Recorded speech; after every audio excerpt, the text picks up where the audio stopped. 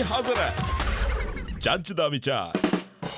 ਸਤਿ ਸ਼੍ਰੀ ਅਕਾਲ ਜੀ, prime Asia TV ਤੇ ਸਵਾਗਤ ਹੈ ਤੁਹਾਡਾ ਸਾਰਿਆਂ ਦਾ। ਅਸੀਂ ਹਾਜ਼ਰ ਹੋ ਗਏ ਹਾਂ ਤੁਹਾਡੇ ਨਾਲ ਗੱਲਾਂ ਬਾਤਾਂ ਕਰਨ ਦੇ ਲਈ, ਵਿਚਾਰਾਂ ਦੀ ਸਾਂਝ ਪਾਉਣ ਦੇ ਲਈ। ਮੈਂ ਹਰਮਨ ਥਿੰਦ, ਮੇਰੇ ਨਾਲ ਨੇ ਸਵਰਨ ਸਿੰਘ ਟਹਿਣਾ। ਹਰ ਰੋਜ਼ ਦੀ ਤਰ੍ਹਾਂ ਜੱਜ ਦਾ ਵਿਚਾਰ ਪ੍ਰੋਗਰਾਮ ਤੁਸੀਂ ਵੇਖ ਰਹੇ ਹੋ ਪ੍ਰਾਈਮ ਏਸ਼ੀਆ ਟੀਵੀ ਦੇ ਉੱਪਰ। ਸਤਿ ਸ਼੍ਰੀ ਅਕਾਲ ਟਹਿਣਾ ਸਾਹਿਬ। ਸਤਿ ਸ਼੍ਰੀ ਅਕਾਲ ਜੀ। ਕੀ ਹਾਲ ਚਾਲ ਨੇ? ਬਹੁਤ ਵਧੀਆ ਜੀ, ਚੜ੍ਹਦੀ ਕਲਾ। ਕੀ ਹੋਇਆ, ਬੜਾ ਮੁਸਕਰਾਈ ਜਾਂਦੇ ਹੋ? ਮੈਂ ਬਸ ਇਹੀ ਦੇਖ ਰਿਹਾ ਸੀਗਾ ਵੀ ਚੇਤੇ ਆਉਂਦੀ ਹੈ ਕਿ ਨਹੀਂ ਗੱਲ। ਮੈਨੂੰ ਸਭ ਚੇਤੇ ਆ। ਅੱਛਾ, ਅਸੀਂ ਸਭ ਜਾਣਦੇ ਹਾਂ। ਓਹੋ, ਬਹੁਤ ਖੂਬ। ਹੋਰ ਕੀ ਹਾਲ ਚਾਲ ਨੇ? ਠੰਡ ਬਹੁਤ ਆ, ਬਹੁਤ ਜ਼ਿਆਦਾ ਇੱਕਦਮ ਠੰਡ ਵਧੀ ਜਾਂਦੀ ਆ ਜੀ। ਤੇ ਮੌਸਮ ਵਿਭਾਗ ਨੇ ਵੀ ਅੱਜ ਇਹ ਗੱਲ ਕਹਿਤੀ ਹੈ ਵੀ ਪਾਲਾ ਤਾਂ ਬਸ ਵੱਟ ਕੱਢਾ, ਪਾਲੇ ਨੇ ਚਿੱਬ ਕੱਢਣੇ ਆ ਜੀ ਤੇ ਬਸ ਲੱਤਾਂ ਨੂੰ ਠਾਰੀ ਚੜਦੀ ਆ। ਬਿਲਕੁਲ। ਪੈਰ ਜਰਾਬਾਂ ਪਾ ਕੇ ਵੀ ਠੰਡੇ ਆ, ਹੱਥਾਂ ਨੂੰ ਫੇਰ ਠਾਰੀ ਚੜਦੀ ਆ। ਓਏ ਹੋਏ, ਬੰਦਾ ਜਾਵੇ ਤਾਂ ਜਾਵੇ ਕਿੱਥੇ? ਅੱਜ ਵੀ ਕੱਲ ਵਾਂਗੂ ਨਾ ਸ਼ੁਰੂ ਹੋ ਜਿਓ। ਕਿਵੇਂ? ਕਿਤੇ ਮੂੰਗਫਲੀ ਹੋਵੇ ਨਾ, ਨਾਲ ਗੱਚਕ, ਨਾਲ ਰਿਉੜੀਆਂ ਜੀ ਇੱਥੇ ਹੋਵੇ ਤੇ ਮੂਹਰੇ ਅੱਗ ਜੀ ਬਾਲੀ ਤੇ ਗੱਲ ਹੀ ਬਣ ਜੇ। ਮੇਰਾ ਪ੍ਰੋਗਰਾਮ ਰਹਿਣ ਦਿੰਨੇ ਕਰਨ ਨੂੰ? ਨਹੀਂ ਉਹ ਵੀ ਕਰੀ ਜਾਗੇ, ਐਂ ਕਰਦੇ ਕਰੀ ਜਾਗੇ। ਅੱਛਾ ਜੀ, ਐ ਕਰਕੇ ਮਤਲਬ ਖੁਆਇਸ਼ਾਂ ਤਾਂ ਬਹੁਤ ਨੇ ਆਪਣੀਆਂ ਵੈਸੇ। ਨਿੱਕੀਆਂ ਨਿੱਕੀਆਂ ਖੁਆਇਸ਼ਾਂ, ਹਾਂ, ਨਿੱਕੇ ਨਿੱਕੇ ਚਾਹ, ਗੱਲ ਫੇਰ ਉੱਥੇ ਆ ਗਈ। ਨਹੀਂ ਬਿਲਕੁਲ ਸਹੀ ਗੱਲ ਹੈ। ਤੇ ਆਪਾਂ ਪੂਰਨ ਤੌਰ ਤੇ ਮੌਸਮ ਦੀ ਹਾਲ ਬਿਆਨੀ ਕਰ ਦਈਏ। ਮੌਸਮ ਦੀ ਹਾਲ ਬਿਆਨੀ ਭਾਈ ਇਹੀ ਆ ਵੀ ਠੰਡ ਬਹੁਤ ਆ ਜੀ, ਧੁੰਦ ਬਹੁਤ ਆ ਜੀ, ਕੋਰਾ ਬਹੁਤ ਆ ਜੀ। ਬਸ। ਅੱਛਾ ਜੀ, ਤੇ ਹੁਣ ਚਾਹੀਦੇ ਵਿਚਾਰ ਦੀ ਸਾਂਝ ਪਾ ਲਓ। ਜੇ ਤੁਹਾਡੇ ਕੋਲੇ 1 ਰੁਪਈਆ ਤੇ 1 ਰੁਪਈਆ ਮੇਰੇ ਕੋਲੇ, ਤਾਂ ਆਪਣੇ ਦੋਵਾਂ ਕੋਲ 2 ਰੁਪਏ। ਗੱਲ ਪੂਰੀ ਨਹੀਂ ਹੋਈ। ਅੱਛਾ ਜੇ ਤੁਹਾਡੇ ਕੋਲੇ 1 ਰੁਪਈਆ, ਜੀ, ਮੇਰੇ ਕੋਲ ਵੀ 1 ਰੁਪਈਆ, ਆਪਾਂ ਦੋਵੇਂ ਰੁਪਈਏ ਵਟਾ ਲਈਏ। ਤੁਸੀਂ ਆਪਣਾ ਰੁਪਈਆ ਮੈਨੂੰ ਦੇ ਦਿਓ, ਹਾਂ, ਮੇਰੇ ਵਾਲਾ ਤੁਹਾਡੇ ਕੋਲ ਚਲਾ ਗਿਆ, ਰੁਪਈਆ ਇੱਕ ਇੱਕ ਹੀ ਰਹਿ ਗਿਆ ਦੋਵਾਂ ਕੋਲੇ। ਪਰ ਜੇਕਰ ਤੁਹਾਡੇ ਕੋਲੇ ਇੱਕ ਚੰਗਾ ਖਿਆਲ ਆ, ਉਧਰੋਂ ਮੇਰੇ ਕੋਲੇ ਇੱਕ ਚੰਗਾ ਖਿਆਲ ਆ, ਆਪਾਂ ਦੋਵੇਂ ਵਟਾ ਲਈਏ। 2 ਤੁਹਾਡੇ ਕੋਲੇ ਖਿਆਲ ਚੰਗੇ ਹੋ ਗਏ, 2 ਮੇਰੇ ਕੋਲੇ ਖਿਆਲ ਚੰਗੇ ਹੋ ਗਏ। ਉੱਤਰ ਇਹਦਾ ਇਹ ਆ ਕਿ ਰੁਪਈਆਂ ਦੀ ਦੌਲਤ ਦੇ ਨਾਲੋਂ ਵਿਚਾਰਾਂ ਦੀ, ਚੰਗੇ ਖਿਆਲਾਂ ਦੀ ਦੌਲਤ ਛੇਤੀ ਵੱਧਦੀ ਆ। ਇਹ ਬਹੁਤ ਛੇਤੀ ਬੰਦਾ ਅਮੀਰ ਹੁੰਦਾ ਜੀ, ਹੋ ਸਕਦਾ ਤੇ ਹੋ ਵੀ ਜਾਂਦਾ। ਇਸ ਕਰਕੇ ਆਪਣੇ ਖਿਆਲ ਵਟਾਉਣੇ ਚਾਹੀਦੇ ਆ। ਰੁਪਈਏ ਤਾਂ ਆਉਂਦੇ ਜਾਂਦੇ ਰਹਿੰਦੇ ਆ, ਹੱਥਾਂ ਦੀ ਮੈਲ ਆ। ਬਿਲਕੁਲ। ਪਰ ਅੱਜ ਦੇ ਸੰਦਰਭ 'ਚ ਲੋਕ ਕਹਿੰਦੇ ਨੇ ਕਿ ਖਿਆਲ ਵਟਾਉਣੇ ਦੂਰ ਦੀ ਗੱਲ ਹੈ, ਪਹਿਲਾਂ ਰੁਪਈਏ ਵਟਾ ਲਈਏ, ਜਿੰਨੇ ਵੱਧ ਤੋਂ ਵੱਧ ਵਟਾ ਤੇ ਸਕਦੇ। ਮਰੂ ਫੇਰ ਕਰੀ ਜਾਂਦੇ ਆ ਲੋਕ। ਤਾਂ ਇਹ ਵੀ ਗੱਲ ਕਹਿੰਦੇ ਵੀ ਭਾਈ ਮੇਰੇ ਕੋਲੇ ਲੱਖ ਹੋਵੇ ਤਾਂ ਕਹਿੰਦੇ ਨੇ ਕਰੋੜ ਕਿਉਂ ਨਹੀਂ, ਕਰੋੜ ਹੋਵੇ ਤਾਂ ਕਹਿੰਦੇ ਅਰਬ ਕਿਉਂ ਨਹੀਂ, 100 ਹੋਵੇ ਤਾਂ ਕਹਿੰਦੇ 1000 ਕਿਉਂ ਨਹੀਂ। ਪਰ ਫੇਰ ਵੀ ਰੋਂਦੇ ਆ, ਖੁਸ਼ ਨਹੀਂ ਹੁੰਦੇ। ਬਿਲਕੁਲ ਸਹੀ। ਖੁਸ਼ੀ ਤਾਂ ਤੁਹਾਡੇ ਅੰਦਰ ਲੁਕੀ ਹੋਈ ਹੁੰਦੀ ਹੈ ਨਾ। ਲੋੜ ਹੁੰਦੀ ਹੈ ਉਸ ਖੁਸ਼ੀ ਨੂੰ ਲੱਭਣ ਦੀ, ਉਹਨੂੰ ਟੋਲਣ ਦੀ। ਜਿਹੜਾ ਬੰਦਾ ਟੋਲ ਲੈਂਦਾ, ਜਿਹੜਾ ਬੰਦਾ ਲੱਭ ਲੈਂਦਾ, ਉਹ ਝੁੱਗੀਆਂ ਦੇ ਵਿੱਚ ਵੀ ਖੁਸ਼ ਹੈ। ਤੇ ਜਿਹਨੂੰ ਨਹੀਂ ਲੱਭਦੀ, ਉਹ ਭਾਵੇਂ ਮਹਿਲ ਮਨਾਰੇ ਜਿੰਨੇ ਮਰਜ਼ੀ ਹੋਣ, ਗਹਿਣੇ ਜ਼ੇਵਰਾਤ ਜਿੰਨੇ ਮਰਜ਼ੀ ਹੋਣ, ਉਹ ਨਹੀਂ ਖੁਸ਼ ਹੋ ਸਕਦਾ। ਬਿਲਕੁਲ ਸਹੀ ਜੀ। ਤੇ ਹੁਣ ਮੇਰੇ ਵਾਲੇ ਚਾਹੀਦੇ ਵਿਚਾਰ ਦੀ ਸਾਂਝ ਪਾਈਏ। ਕਹਿੰਦੇ ਜ਼ਰੂਰੀ ਹੈ ਆਪਣੀ ਨਿਗਾਹ में बेकसूर रहना। जरूरी है अपनी निगाह में बेकसूर रहना। जरूरी है अपनी निगाह में बेकसूर रहना। हर किसी की निगाह में बेदाग रहना मुमकिन नहीं। वाह क्या बात है। बेदाग रहना मुमकिन नहीं। हाँ। ਵੀ ਤੁਸੀਂ ਸਭ ਦੀਆਂ ਨਜ਼ਰਾਂ ਦੇ ਵਿੱਚ ਚੰਗੇ ਹੋਵੋ, ਬੇਦਾਗ ਹੋਵੋ, ਇਹ ਜ਼ਰੂਰੀ ਨਹੀਂ, ਨਾ ਹੀ ਕਦੇ ਇਹ ਹੋਣਾ। ਮੈਂ ਨਾ ਤੁਹਾਨੂੰ ਇੱਕ ਗੱਲ ਦੱਸਦਾ ਵੀ ਤੁਸੀਂ ਜਿੰਨੇ ਮਰਜ਼ੀ ਚੰਗੇ ਬਣ ਜਾਓ, ਜਿੰਨੇ ਮਰਜ਼ੀ ਤੁਸੀਂ ਕਿਸੇ ਲਈ ਕੰਮ ਕਰ ਦਿਓ, ਫੇਰ ਵੀ ਤੁਹਾਡੀ ਪਿੱਠ ਪਿੱਛੇ ਬੁਰਾਈ ਹੋਣੀ ਹੋਣੀ ਹੈ। ਬਿਲਕੁਲ। ਤੁਹਾਨੂੰ 100% ਦੀ ਬੰਦਿਆਂ ਨੇ ਚੰਗਾ ਕਹਿਣਾ ਹੀ ਨਹੀਂ। ਲੋਕਾਂ ਨੇ ਤਾਂ ਦੇਵੀ ਦੇਵਤਿਆਂ ਨੂੰ ਨਹੀਂ ਛੱਡਿਆ, ਲੋਕਾਂ ਨੇ ਗੁਰੂਆਂ ਪੀਰਾਂ ਨੂੰ ਨਹੀਂ ਛੱਡਿਆ, ਤੇ ਆਪਾਂ ਕਿਹੜੇ ਬਾਗ ਦੀ ਮੂਲੀ ਆ? ਪਿੱਠ ਘੁਮਾਓ ਸਹੀ, ਕਹਿਣਗੇ ਕਿਸੇ ਕੰਮ ਦਾ ਨਹੀਂ, ਬੰਦਾ ਐ ਹੀ ਆ। ਟਹਿਣਾ ਸਾਹਿਬ ਤੁਸੀਂ ਇਹ ਵੇਖੋ, ਤੁਸੀਂ ਕਹਿ ਰਹੇ ਹੋ ਵੀ 100% ਦੀ ਲੋਕਾਂ ਦੀਆਂ ਨਜ਼ਰਾਂ ਤੁਸੀਂ ਚੰਗੇ ਨਹੀਂ ਬਣ ਸਕਦੇ। ਅੱਜ ਕੱਲ ਤਾਂ ਤੁਸੀਂ ਉਹਨਾਂ ਦੀਆਂ ਨਜ਼ਰਾਂ 'ਚ ਵੀ ਚੰਗੇ ਨਹੀਂ ਬਣ ਸਕਦੇ ਜਿਹਦੇ ਲਈ ਤੁਸੀਂ ਬਹੁਤ ਕੁਝ ਕੀਤਾ ਹੁੰਦਾ, ਜਿਹਨੂੰ ਹਮੇਸ਼ਾ ਆਪਣੇ ਨਾਲ ਰੱਖਿਆ ਹੁੰਦਾ, ਆਪਣਾ ਸਮਝਿਆ ਹੁੰਦਾ। ਅੱਜ ਕੱਲ ਤਾਂ ਤੁਸੀਂ ਉਹਦੇ ਤੋਂ ਨਹੀਂ ਆਸ ਕਰ ਸਕਦੇ ਵੀ ਤੁਹਾਡੇ ਬਾਰੇ ਚੰਗਾ ਕਹੂਗਾ। ਤੁਸੀਂ 10 ਦੇ ਵਿੱਚੋਂ 8 ਕੰਮ ਕਰ ਦਿਓ ਤੇ 9ਵਾਂ ਕੰਮ ਤੁਹਾਡੇ ਕੋਲੋਂ ਨਾ ਹੋਵੇ, ਉਹ ਕਾਟਾ ਉਹਦੇ ਫਿਰ ਦਿੰਦਾ, ਕਿਸੇ ਕੰਮ ਦਾ ਨਹੀਂ, ਸਿਫਰ ਹੈ ਤਾਂ ਕੱਖ ਨਹੀਂ ਕਰਦਾ। ਮੇਰੇ ਤਾਂ ਕਦੇ ਵੀ ਕੰਮ ਨਹੀਂ ਆਇਆ, ਤੇ ਬਾਕੀ 2 ਤੂੰ ਕਰ ਲਾ, ਤੂੰ ਬਹੁਤ ਵੱਡਾ ਫੰਨੇ ਖਾਂ। ਤਾਂ ਗੱਲ ਇਹ ਆ। ਬਿਲਕੁਲ ਇਹ ਆ। ਵੈਸੇ ਨਾ ਜਿਹੜਾ ਦਾਗ ਵਾਲੀ ਗੱਲ ਸੀ ਵੀ ਦਾਗ ਕਿਸੇ ਦੇ ਨਜ਼ਰ 'ਚ ਲੱਗੇ ਨਾ ਰਹਿਣ ਤੇ ਫਲਾਣਾ ਨਾ ਹੋਵੇ, ਢਿੰਗੜਾ ਨਾ ਹੋਵੇ, ਮਸ਼ਹੂਰੀ ਸੀ ਇੱਕ। ਕਿਹੜੀ? ਦਾਗ ਅੱਛੇ ਲੱਗਤੇ ਹੈ। ਇਹ ਵਾਲੇ ਦਾਗ ਨਹੀਂ ਅੱਛੇ, ਇਹ ਨਹੀਂ ਹੋਣੇ ਚਾਹੀਦੇ। ਇਹ ਤਾਂ ਨਹੀਂ ਹੋਣੇ ਚਾਹੀਦੇ। ਉਦਾਂ ਸਰਫ ਦੀ ਮਸ਼ਹੂਰੀ ਸੀ, ਦਾਗ ਅੱਛੇ ਲੱਗਤੇ ਹੈ। ਉਹ ਕਹਿੰਦੇ ਵੀ ਦਾਗ ਲੱਗੂਗਾ ਤਾਂ ਸਰਫ ਦੇ ਨਾਲ ਹੋਊਗਾ ਨਾ।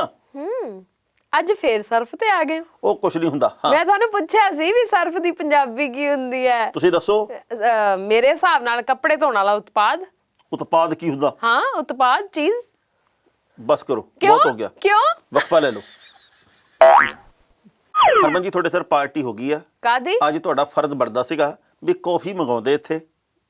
ਹੋ ਸਕਦਾ ਨਾਲ ਪਕੌੜੇ ਪਕੂੜੇ ਵੀ ਜੇ ਆ ਜਾਂਦੇ ਤਾਂ ਬੜਾ ਮਨ ਸਰਸ਼ਾਰ ਹੁੰਦਾ। ਤੁਸੀਂ ਕੁਝ ਐਸਾ ਸਾਰੇ ਦਫ਼ਤਰ ਨੂੰ ਖਵਾ ਪਿਆ ਦਿੰਦੇ ਵੀ ਗੱਲ ਹੀ ਬਣ ਜਾਂਦੀ। ਅਸੀਂ ਘੱਟੋ ਘੱਟ 1 ਹਫ਼ਤਾ ਤੁਹਾਡੇ ਗੁਣ ਗਾਉਂਦੇ ਵੀ ਹਰਮਨ ਥਿੰਦ ਵਰਗੀ ਦਿਆਲੂ ਕੋਈ ਨਹੀਂ, ਹਰਮਨ ਥਿੰਦ ਵਰਗੀ ਦਰਿਆਦਿਲ ਕੁੜੀ ਕੋਈ ਨਹੀਂ, ਹਰਮਨ ਥਿੰਦ ਤਾਂ ਨੋਟਾਂ ਨੂੰ ਐ ਵਾਰ ਦਿੰਦੀ ਐ। ਦੋ ਚੀਜ਼ਾਂ ਨੇ। ਕਿਹੜੀਆਂ? ਪਹਿਲਾਂ ਤਾਂ ਇੱਕ ਹੁਣੇ ਤੁਸੀਂ ਚੱਜ ਦਾ ਵਿਚਾਰ ਦੇ ਕੇ ਹਟਿਓ ਵੀ ਪਿੱਠ ਘਮਾਓ ਸਹੀ, ਜਿਹਦੇ ਲਈ ਜੋ ਮਰਜ਼ੀ ਕਰ ਲਓ, ਕੋਈ ਨਹੀਂ। ਮੈਂ ਪਹਿਲਾਂ ਹੀ ਕਹਤਾ ਵੀ ਹਫਤਾ ਤੁਹਾਡੇ ਗੁਣ ਗਾਉਂਦੇ, ਨਾ 8 ਮਿੰਟ ਭਾਵੇਂ ਜੋ ਮਰਜ਼ੀ ਕਹਿ ਲੈ। ਮੂੰਹ ਤੇ ਹੀ ਗਾਣੇ ਸੀ, ਜਿੱਦਾਂ ਹੀ ਮੈਂ ਪਿੱਠ ਘਮਾਉਣੀ ਸੀ ਨਾਲ ਦੀ ਨਾਲ ਤੁਸੀਂ ਵੀ ਬਦਲ ਜਾਣਾ ਸੀ ਸਾਰਿਆਂ ਨੇ। ਤੁਹਾਡੀ ਗੱਲ ਨਹੀਂ ਕਰ ਰਹੀ, ਬਾਕੀਆਂ ਦੀ ਗੱਲ ਕਰ ਰਹੀ ਸੀ। ਅੱਛਾ, ਤੇ ਬਾਕੀ ਕਿਹੜੀ ਖੁਸ਼ੀ 'ਚ ਪਾਰਟੀ ਦਿਆਂ ਬਈ? ਉਹ ਭਾਈ ਮੰਨ ਗਿਆ, ਜਿਹੜਾ ਬੰਦਾ ਮੁੱਕਰਿਆ ਫਿਰਦਾ ਸੀ ਉਹ ਮੰਨ ਗਿਆ। ਟਰੰਪ? ਉਹ ਕਹਿੰਦਾ ਮੈਂ ਮੰਨ ਗਿਆ ਵੀ ਮੈਂ ਹਾਰ ਗਿਆ। ਤੇ ਮੇਰੀ ਕਿਹੜਾ ਉਹਦੇ ਨਾਲ ਦੂਰ ਦੀ ਰਿਸ਼ਤੇਦਾਰੀ ਹੈ, ਮੈਨੂੰ ਤੁਸੀਂ ਇੱਥੇ ਦੱਸਿਓ। ਬੈਠ ਕੇ ਦਾਵਾ ਜਾ ਕਰਦੇ ਹੁੰਦੇ ਨਹੀਂ ਨਹੀਂ ਇਦਾਂ ਨਹੀਂ ਹੁੰਦਾ, ਇਦਾਂ ਨਹੀਂ ਹੁੰਦਾ। ਉਹ ਮੰਨ ਗਿਆ, ਕਹਿੰਦਾ ਵੀ ਮੈਂ ਹਾਰਿਆ, ਇਹ ਬਾਈਡਨ ਜਿੱਤਿਆ, ਤੇ ਕਹਿੰਦਾ ਵੀ ਮੈਂ ਅਗਲੀਆਂ ਚੋਣਾਂ ਦੀ ਤਿਆਰੀ ਕਰ ਰਿਹਾ। ਸ਼ੁਕਰ ਹੈ। ਤੇ ਪਰਸੋਂ ਨੇ ਇੱਕ ਹੋਰ ਗੱਲ ਕਹੀ ਸੀ, ਕਹਿੰਦਾ ਮੈਂ ਜਿੱਤਿਆ, ਮੈਂ ਲੀੜੇ ਸਮਾਈ ਬੈਠਾ, ਸਹੁੰ ਚੱਕੂੰਗਾ ਨਾ, ਕਹਿੰਦਾ 20 ਜਨਵਰੀ ਨੂੰ। ਅੱਛਾ, ਉਹਨੇ ਇਹ ਗੱਲ ਕਹੀ ਸੀ, ਪਰ ਹੁਣ ਮੰਨ ਗਿਆ, ਬੜੀ ਖੁਸ਼ੀ ਦੀ ਗੱਲ ਹੈ। ਮੈਂ ਤੁਹਾਨੂੰ ਵਿਚਲੀ ਗੱਲ ਦੱਸ ਦਿੰਨੀ ਆ। ਹਾਂ। ਪਹਿਲਾਂ ਉਹ ਤਾਂ ਕਹਿੰਦਾ ਪਿਆ ਸੀ ਕਿਉਂਕਿ ਉਹਨੂੰ ਉਦੋਂ ਤੱਕ ਚੱਜ ਦਾ ਵਿਚਾਰ ਨਹੀਂ ਸੀ ਵੇਖਿਆ, ਉਹ ਪਿਆ ਨਹੀਂ ਸੀ YouTube ਤੇ। ਅੱਛਾ, ਬਾਅਦ ਚ ਉਹਨੇ ਵੇਖ ਲਿਆ। ਤੁਸੀਂ ਨਾ ਐਡੇ ਚਤਰ ਬੰਦੇ ਹੋ, ਆਪਦੀ ਮਸ਼ਹੂਰੀ ਕਰਨ ਦਾ ਕੋਈ ਮੌਕਾ ਨਾ ਖਾਲੀ ਨਹੀਂ ਜਾਣ ਦਿੰਦੇ। ਉਹ ਮੈਂ ਸਹੀ ਕਹਿ ਰਹੀ ਆ, ਆਪਾਂ ਇੰਨੇ ਮਤਲਬ ਕਹਿ ਲਓ ਰੀਝਾਂ ਦੇ ਨਾਲ ਇੰਨਾ ਡੂੰਘਾਈ ਚ ਜਾ ਕੇ ਤੇ ਉਹਨੂੰ ਸਮਝਾਉਣ ਦੀ ਕੋਸ਼ਿਸ਼ ਕੀਤੀ ਵੀ ਦੇਖ ਭਾਈ ਐ ਨਾ ਕਰ ਤੂੰ, ਤੇ ਉਹਨੂੰ ਸਮਝ ਆ ਗਈ ਉਹ ਗੱਲ। ਅੱਛਾ। ਇਸ ਲਈ ਉਹ ਮੰਨ ਗਿਆ ਵੀ ਹਾਂ ਭਾਈ ਮੈਂ ਹਾਰਿਆ। ਉਹਨਾਂ ਨੇ ਕਿਹਾ ਦੋ ਚਲੋ ਸਿਆਣਿਆਂ ਮੰਨ ਬੰਦਿਆਂ ਗਿਆ, ਨੇ। ਇਹੀ ਬੜੀ ਵਧੀਆ ਗੱਲ ਹੈ, ਤੇ ਇਹੀ ਅਮਰੀਕਾ ਵਾਸੀਆਂ ਵਾਸਤੇ ਬੜੀ ਵੱਡੀ ਪ੍ਰਾਪਤੀ ਹੈ। ਜੀ। ਦੇਖੋ ਜਿੱਤਣਾ ਦੋਵਾਂ ਦੇ ਵਿੱਚੋਂ ਇੱਕ ਨਹੀਂ ਸੀ, ਜਿੱਤ ਗਿਆ ਬਾਈਡਨ। ਉਹ ਕਹਿੰਦਾ ਜੋ ਨੋ, ਉਹ ਕਹਿੰਦਾ ਨਾ ਮੈਂ ਜਿੱਤਿਆ। ਗੱਲ ਇੱਥੇ ਅੜੀ ਪਈ ਸੀ। ਅੱਛਾ ਅੱਛਾ ਅੱਛਾ, ਹਾਂ। ਆ ਬਸ ਤੁਹਾਡੀਆਂ ਆਹੀ ਗੱਲਾਂ ਟਰੰਪ ਨੂੰ ਚੰਗੀਆਂ ਲੱਗੀਆਂ। ਅੱਛਾ। ਉਹ ਕਹਿੰਦਾ ਵੀ ਮੇਰੇ ਵੀਰ ਟਹਿਣੇ ਨੇ ਕਹਿਤਾ, ਮੈਂ ਮੰਨ ਲਈ ਹਾਰ।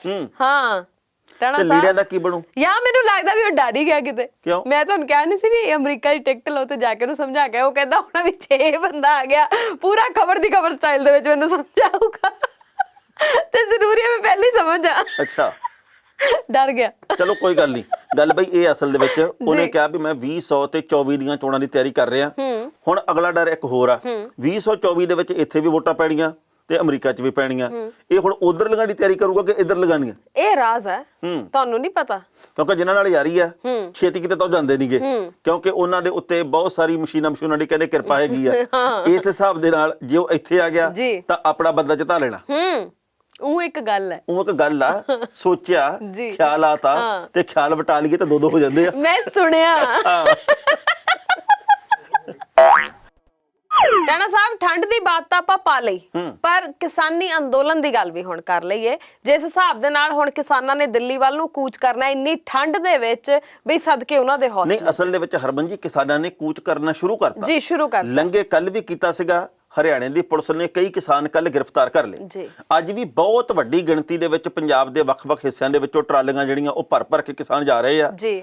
ਉਹਨਾਂ ਨੂੰ ਪਤਾ ਸਾਨੂੰ ਵੀ ਬਾਰਡਰ ਦੇ ਉੱਤੇ ਸਾਨੂੰ ਰੋਕ ਲੈਣਾ, ਪਰ ਫਿਰ ਵੀ ਉਹਨਾਂ ਦੇ ਹੌਸਲੇ ਬੁਲੰਦ ਆ। ਟਰਾਲੀਆਂ ਦੇ ਉੱਤੇ ਤਰਪੈਲਾਂ ਪਾਈਆਂ ਹੋਈਆਂ, ਵਾਟਰਪ੍ਰੂਫ ਕਈਆਂ ਨੇ ਆਪਣੀਆਂ ਟਰਾਲੀਆਂ ਬਣਾਈਆਂ ਹੋਈਆਂ ਤਰਪੈਲਾਂ ਪਾ ਕੇ, ਵਿੱਚ ਰਜਾਈਆਂ ਵੀ ਰੱਖੀਆਂ, ਕਈਆਂ ਨੇ ਕੰਬਲ ਰੱਖੇ ਆ, 3-3 4-4 ਆ ਜਿਹੜੇ ਉਹ ਜੋੜੇ ਲੀੜਿਆਂ ਦੇ ਵੀ ਪਾਏ ਹੋਏ ਆ। ਇਸ ਤੋਂ ਇਲਾਵਾ ਦਵਾਈ ਬੂਟੀ ਵੀ ਲੈ ਕੇ ਚੱਲੇ ਆ, ਰਾਸ਼ਨ ਪਾਣੀ ਵੀ ਕਈ ਮਹੀਨੇ ਦਾ ਲੈ ਕੇ ਚੱਲੇ ਆ। ਪਰ ਅੱਗੋਂ ਖੱਟੜ ਬੈਰੀ ਬਣਿਆ ਬੈਠਾ। ਖੱਟੜ ਨੂੰ ਪਤਾ ਨਹੀਂ ਕੀ ਸਮੱਸਿਆ 1966 ਦੇ ਵਿੱਚ ਸਾਡੇ ਵਿੱਚੋਂ ਹੀ ਨਿਕਲੇ ਆ। ਬਿਲਕੁਲ ਸਾਡਾ ਹੀ ਹਿੱਸਾ, ਸਾਡਾ ਹੀ ਅੰਗ ਲੈ ਗਏ ਆ, ਤੇ ਉਹ ਸਾਡੇ ਉਰੋਂ ਤੋਂ ਵੈਰੀ ਬਣੇ ਬੈਠੇ ਆ। ਤੇ ਹੁਣ ਖੱਟੜ ਆ ਨਾ ਜਿਹੜੇ, ਉਹਨਾਂ ਨੇ ਇਹ ਗੱਲ ਕਹੀ ਹੈ ਜੀ ਕਿ ਪੁਲਿਸ ਨੂੰ ਅਸੀਂ ਸਖਤੀ ਦੇ ਹੁਕਮ ਜਾਰੀ ਕੀਤੇ ਆ। ਅੱਛਾ ਜੀ। ਬੈਰੀਕੇਡ ਲਾ ਦਿੱਤੇ ਗਏ ਆ, ਬਾਰਡਰ ਸੀਲ ਕਰ ਦਿੱਤੇ ਗਏ ਆ, ਕੋਈ ਵੀ ਉਧਰਲੇ ਪਾਸੇ ਜਾ ਨਹੀਂ ਸਕੂਗਾ। ਦਿੱਲੀ ਦੇ ਵਿੱਚ ਅਸੀਂ ਬੰਦਾ ਵੜ ਨਹੀਂ ਦੇਣਾ। ਕਿਉਂ? ਕਹਿੰਦੇ ਸਾਡੀ ਮਰਜ਼ੀ ਹੈ। ਅੱਛਾ ਜੀ। ਇਹ ਕਹਿੰਦੇ ਵੀ ਗਲਤ ਕੰਮ ਹੋਊਗਾ। ਅੱਗੋਂ ਬਹਾਨਾ ਦੇਖੋ, ਕਹਿੰਦੇ ਵੀ ਕਰੋਨਾ ਬਹੁਤ ਵੱਧ ਰਿਹਾ ਦਿੱਲੀ ਦੇ ਵਿੱਚ। ਅੱਛਾ ਜੀ। ਤੇ ਇਹ ਕਰੋਨਾ ਪਹਿਲਾਂ ਭੂਆ ਦਾ ਮੁੰਡਾ ਸੀ ਵੀ ਜਿਹੜਾ ਵੱਧਦਾ ਨਹੀਂ ਸੀ ਤੇ ਹੁਣ ਵੱਧ ਗਿਆ ਜੀ। ਇਹ ਪੰਜਾਬ ਦੇ ਵਿੱਚ ਕਿਸਾਨ 2.25 ਮਹੀਨੇ ਤੋਂ ਬੈਠੇ ਆ, ਲਗਾਤਾਰ ਉਹ ਹਜ਼ਾਰਾਂ ਲੱਖਾਂ ਦੀ ਗਿਣਤੀ 'ਚ ਬੈਠੇ ਆ। ਉਦੋਂ ਕਰੋਨਾ ਵਧਿਆ ਨਹੀਂ ਤੇ ਹੁਣ ਕਹਿੰਦੇ ਕਰੋਨਾ ਵੱਧ ਜਾਣਾ ਜੇਕਰ ਤੁਸੀਂ ਪਰਲੇ ਪਾਰ ਚਲੇ ਗਏ। ਨਹੀਂ, ਮਤਲਬ ਜਦੋਂ ਤਾਂ ਨੇਤਾਵਾਂ ਦੀਆਂ ਰੈਲੀਆਂ ਹੁੰਦੀਆਂ ਨੇ, ਜਦੋਂ ਉਦੋਂ ਇਕੱਠ ਹੋਣੇ ਹੁੰਦੇ ਆ, ਉਦੋਂ ਕੋਈ ਕਰੋਨਾ ਨਹੀਂ ਹੁੰਦਾ, ਉਦੋਂ ਇਹਨਾਂ ਨੂੰ ਕਿਤੇ ਵੀ ਕੋਈ ਡਰ ਨਹੀਂ ਆਉਂਦਾ। ਬਿਹਾਰ ਦੇ ਵਿੱਚ ਮੋਦੀ ਸਾਹਿਬ ਨੇ ਜਿੰਨੀਆਂ ਮਰਜ਼ੀ ਵੱਡੀਆਂ ਰੈਲੀਆਂ ਕੀਤੀਆਂ, ਉਦੋਂ ਕਰੋਨਾ ਨਹੀਂ ਸੀ, ਆ ਹੁਣੇ ਹੀ ਆਇਆ। ਬਿਲਕੁਲ। ਤੇ ਹੁਣ ਜਦੋਂ ਲੋਕਾਂ ਦੇ ਹੱਕਾਂ ਦੀ ਗੱਲ ਹੈ, ਜਦੋਂ ਉਹਨਾਂ ਦੇ ਬਾਰੇ 'ਚ ਸੋਚਣ ਦੀ ਗੱਲ ਹੈ, ਉਦੋਂ ਇਹਨਾਂ ਨੂੰ ਕਰੋਨਾ ਦਾ ਡਰ ਸਤਾਉਣ ਲੱਗ ਗਿਆ। ਜੇ ਕਿਤੇ ਦਿੱਲੀ ਦੇ ਵਿੱਚ ਚੋਣਾਂ ਹੁੰਦੀਆਂ ਇਹ ਨਹੀਂ ਲੈਣੀ ਤੇ ਫਿਰ ਵੀ ਕਰੋਨਾ ਨਹੀਂ ਸੀ ਆਉਣਾ, ਫਿਰ ਅਜ ਮਹੀਨਾ ਠਹਿਰ ਕੇ ਆਉਣਾ ਸੀ। ਜੀ ਬਿਲਕੁਲ। ਔਰ ਹਰਿਆਣਾ ਕਿਹੜਾ ਅੱਜ ਦਾ ਵੈਰੀ ਬਣਿਆ, ਤੁਸੀਂ ਚਾਹੇ ਪਿਛਲਖੋਰੀ ਝਾਤ ਮਾਰ ਲਓ, ਇਹ ਸ਼ੁਰੂ ਤੋਂ ਹੀ ਇਹ ਸਾਡੇ ਵੈਰੀ ਬਣੇ ਬੈਠੇ ਨੇ। ਇਹ ਸਾਡੀਆਂ ਜੜ੍ਹਾਂ ਵੱਢਣ ਦੇ ਵਿੱਚ ਜ਼ਿਆਦਾ ਵਿਸ਼ਵਾਸ ਰੱਖਦੇ ਨੇ। ਮੈਂ ਨਾ ਇਸ ਗੱਲ ਦੇ ਉੱਤੇ ਹੈਰਾਨ ਆ ਵੀ ਚੌਥੇ ਦਿਨ ਨਾ ਖੱਟੜ ਸਾਹਿਬ ਕਹਿੰਦੇ ਹੁੰਦੇ ਆ ਕਿ ਜੀ ਪੰਜਾਬ ਤਾਂ ਸਾਡੇ ਛੋਟੇ ਵੱਡੇ ਭਰਾ ਵਰਗਾ। ਜੀ ਜਦੋਂ ਪਾਣੀ ਲੈਣਾ ਹੁੰਦਾ ਨਾ ਉਦੋਂ ਫਿਰ ਤਰਲਾ ਜਾ ਮਾਰਦੇ ਆ, ਉਦੋਂ ਫਿਰ ਵਡਿਆਉਂਦੇ ਆ ਝੂਠਾ ਜਾ। ਜੀ ਪਰ ਜਦੋਂ ਹੁਣ ਲੋੜ ਆ ਨਾ, ਕਹਿੰਦੇ ਵੀ ਲਾਂਘਾ ਨਹੀਂ ਜਾਣ ਦੇਣਾ ਅਸੀਂ ਅੱਗੇ, ਜੀ। ਅਸੀਂ ਤਾਂ ਇਥੋਂ ਦੀ ਲੰਘਣ ਹੀ ਨਹੀਂ ਦੇਣਾਗਾ।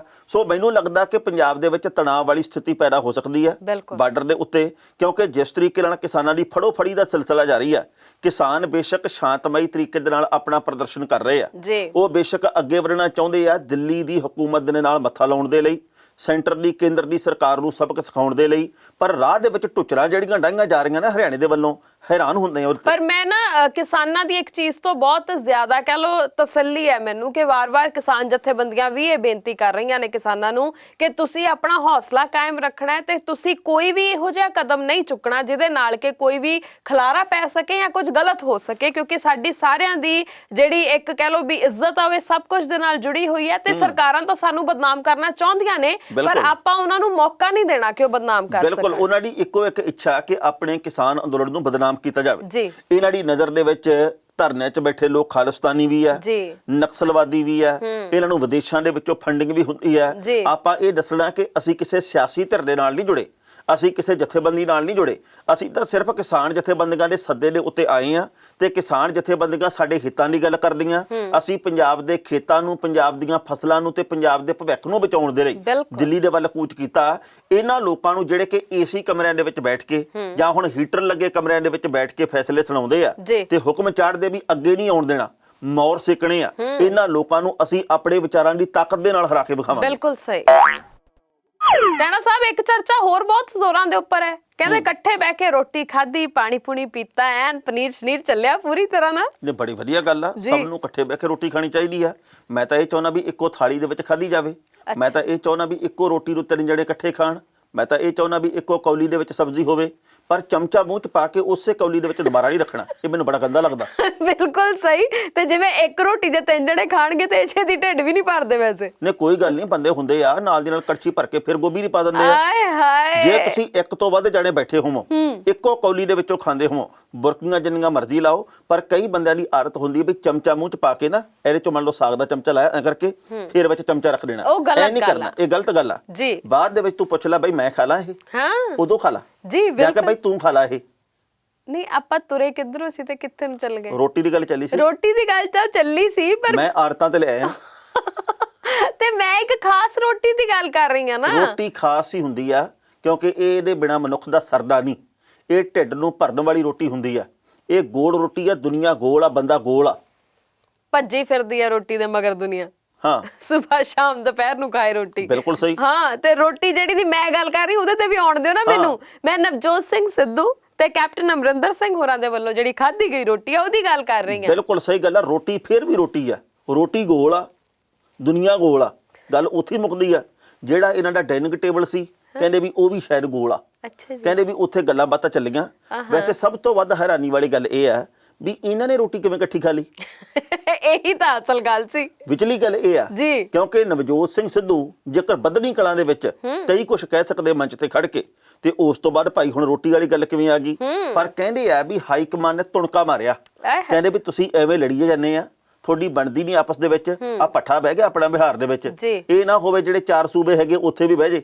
ਇਸ ਕਰਕੇ ਭਾਈ ਬਣਾ ਕੇ ਰੱਖੋ, ਆਪਾਂ ਅਗਲੀਆਂ ਚੋਣਾਂ ਦੇ ਮੌਕੇ ਹਮਲਾ ਮਾਰਨਾ ਤਕੜਾ। ਅੱਛਾ ਤੇ ਜੀ। ਕਹਿੰਦੇ ਵੀ ਕੈਪਟਨ ਅਮਰਿੰਦਰ ਸਿੰਘ ਨੇ ਵੀ ਸੁਰ ਆਪਣੀ ਮੱਠੀ ਜੀ ਕਰ ਲਈ ਆ। ਸਿੱਧੂ ਵੀ ਕਹਿੰਦਾ ਗੁਰੂ ਜੋ ਹੋ ਗਿਆ, ਹੁਣ ਰੋਟੀ ਖਾਵਾਂਗੇ। ਆਏ ਹਾਏ, ਪਰ ਇਹ ਸਿੱਧੂ ਨੇ ਨਹੀਂ ਕਿਹਾ ਸੀ, ਕੈਪਟਨ ਸਾਹਿਬ ਨੇ ਕਿਹਾ ਸੀ, ਕਿਉਂਕਿ ਸੱਦਾ ਉਹਨਾਂ ਨੇ ਭੇਜਿਆ ਸੀ। ਉਹਨੇ ਵੀ ਕਿਹਾ ਮੈਂ ਚੱਲਿਆ।